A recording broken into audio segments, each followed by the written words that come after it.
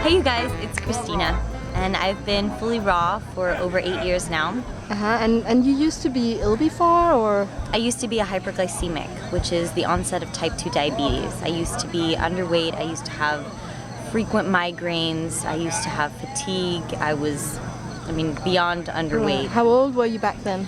I was diagnosed when I was 16, Right. and then I started eating raw when I was 18. And about a year and a half after I went raw, so I was about 19, almost 20, I was diagnosed as hyperglycemic free. Wow, awesome. And you tell me some more about how much did you struggle before?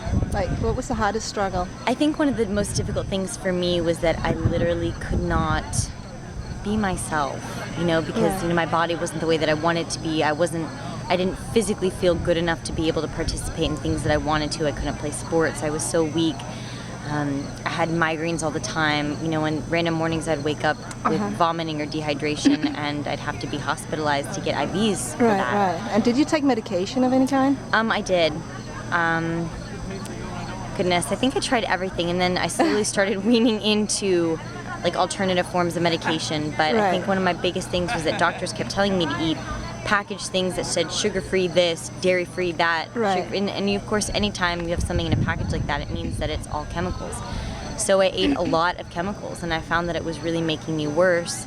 My mom is Lebanese, my dad's Ecuadorian, and so I grew up eating a very high fat diet because, I ate a lot of olive oil, beans, rice, chicken, things that were basically fried. Right. So. And did you ever have insulin? Take insulin? They were weaning me onto it in the beginning, but my body was rejecting it heavily. Oh, lucky which you. is kind of, that's kind of the onset of type 2 diabetes and hyperglycemia, is that they start weaning you onto it. But I would wake up random mornings, vomiting with dehydration, and just have to go into the hospital for that. It was not good. And where do you come across the diet? You know what? A random stranger approached me in the grocery store and just tapped me on my shoulder and started telling me about it. It was truly a blessing. Oh, amazing. And what did you think at first? Did you think crazy guy? I called him a rabbit man, and then it was after that though, it's after I went back into the hospital and came back out, I was just you know what? I have to give this a try. Right. And I did, and I went in one night and I never went back. Wow. So today you just eat fruits and vegetables in the raw state? And that's it. Fruits, vegetables, nuts, and seeds. I've been eating a low-fat, raw vegan diet for almost over 8 years. Wow. So. Wow. And how do you feel today? Any symptoms left? None. I'm so happy. I run 6 to 8 miles a day. I love my life. Yeah. Totally changed my outlook on food freedom, on abundance, on community. It inspired me to start my co-op in Houston called Raw Fully Organic, which is now the largest in the States, and I just can't even tell you how much it changed my life and how much I just want to bring people into this community. But people would think, how can you eat so much sugar? Fruit is pure sugar. Because it's a simple sugar. Right. And it's not a complex carbohydrate that's going to spike your blood sugar levels. I ate peaches for 2 weeks straight, and it was amazing. Okay. So it was really great. Awesome. Is there some final good advice you would give to somebody with your kind of symptoms?